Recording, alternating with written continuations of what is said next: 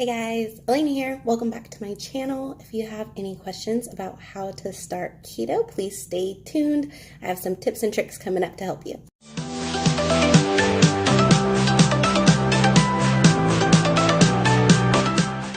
Okay, so let's get started because I know when you first start keto, it could be so overwhelming. I know I felt the same way when I started. I was like, what's a macro? What's a micro? What the heck is going on? I was told my whole life not to eat fat. Now I'm eating fat. Like, what is the deal and what's the simplest way to do this? So I want to give you a few tips to make it super simple for you when you're starting your keto journey.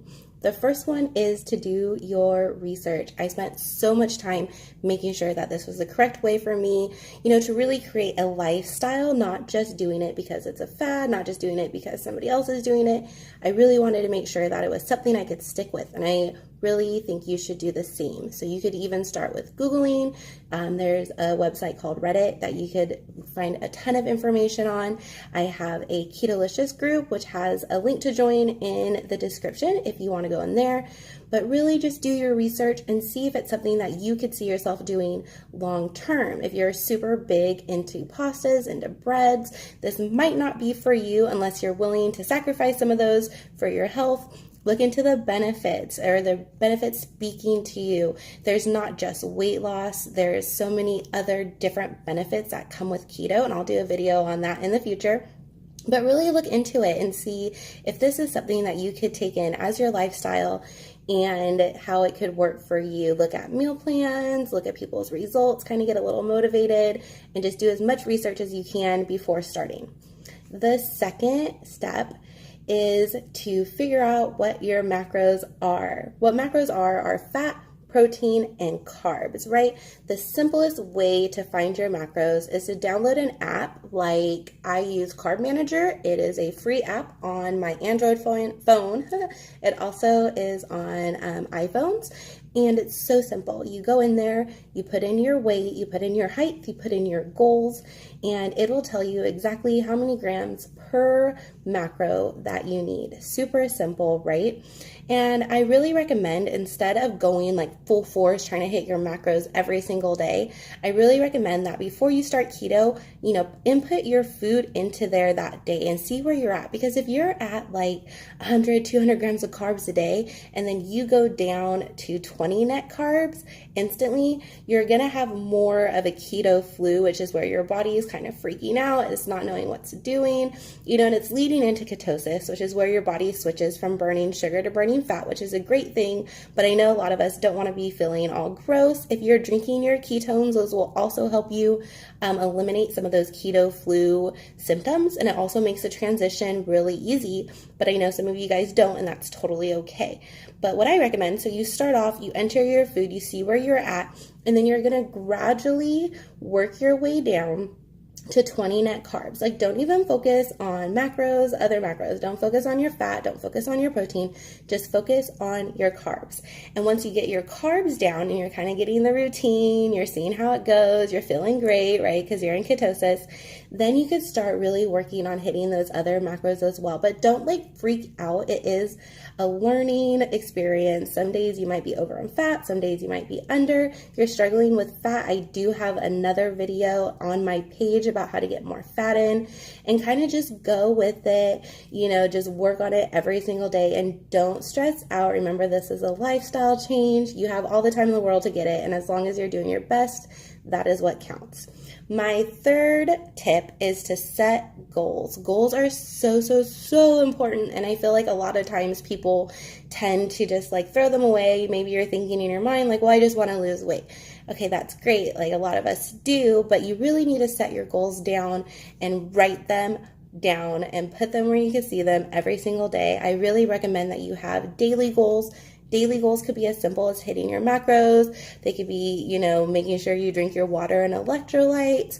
Daily wins. You want to give yourself wins on this journey, so that way you're not getting overwhelmed and frustrated and giving up. Instead, you're patting yourself on the back. You're feeling amazing.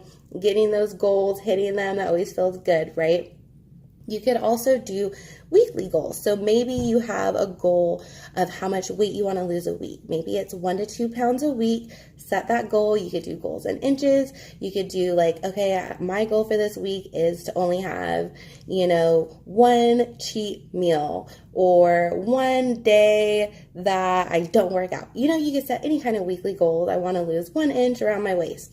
Whatever it is, set them, make sure they're obtainable. And then also I want you to have a big goal. So you could do monthly goals, or like, for example, there was a vacation that I went on last month. And so for this whole year almost, that was my goal, is to get down to a certain size, a certain weight before I went on vacation. And it really, really motivated me to do it, because it was like my huge goal. So with Christmas coming up and the holidays, you could set a goal to be maybe a certain size by that holiday, maybe a certain weight that you have in mind, and just work every day towards it. But having goals and having your reason why, besides just losing weight, like really think about why you're wanting to lose weight. Dig a little bit deeper. Is it to feel more comfortable in your skin? Is it to be able to rock whatever outfit you choose? Is it for health reasons? Really dig deep and find why exactly you're doing this, and put it all on paper, so that way it's there when you're having a hard day. You could go back, remember your goals, and get back on track. The fourth is to meal plan. So, you've done your research, you've calculated your macros, you have your goals down. It's time to meal plan. Meal planning does not have to be super difficult, guys. Sometimes we make things really bigger in our heads than they need to be. It is a super simple thing. There are meal plans everywhere. I'm going to be completely honest. I love Pinterest. I will be on Pinterest all day looking at meal plans. I also have them in my Ketolicious group. There's a link to join in the description. But find a meal plan that works for you, that's simple, that's doable. If you're on a budget, make sure that the foods fit within your budget, and plan it out. Every week on Sundays, I go through and I plan my whole week out, all my food, I get my grocery shopping done, and I'm set. I will also take out, when I first started, I took out all the junk food out of my house, all the things that, don't help me with my goals. And if you're doing this every week, if you're meal planning every week, you have it all down, you have all your groceries for your food, you're way more likely to actually stay on track, because you have a plan and you have everything there. So you're not feeling tempted to go get fast food or go out to eat. It just makes it really, really simple, and you could change it up, look around, see what works for you. And the keto meal plans that you find online, a lot of them are very simple. You could go to Pinterest, you could look up keto recipes if you want to make your own. And as I said in my other video, I really recommend that you put that into your tracker app before that day starts, so that way you could kind of see where your macros are when you're counting them. If you're just counting your net carbs, you can see where your net carbs are, and kind of go from there while you're planning your meals. The fifth and final step that I want to give you guys when you're starting keto is to commit to at least 30 days. It could be hard in the beginning. You might be feeling overwhelmed. You might be feeling stressed out. You might be feeling gross because you're going through the keto flu. Stick with it, guys. Stick with it for at least 30 days.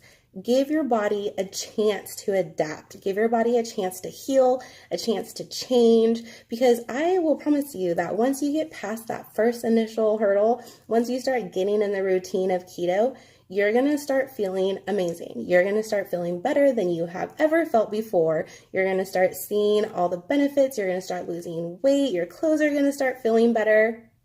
And you're going to be so glad that you stuck with it.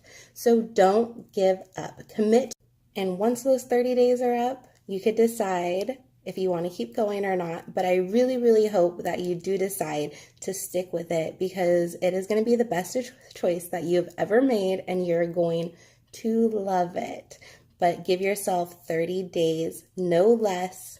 Commit to it. Tell your friends and family. Tell the people around you what you're doing, and do it. If you have any questions, I am always here for you. Please like and subscribe for more videos, and I'll see you guys soon. Bye.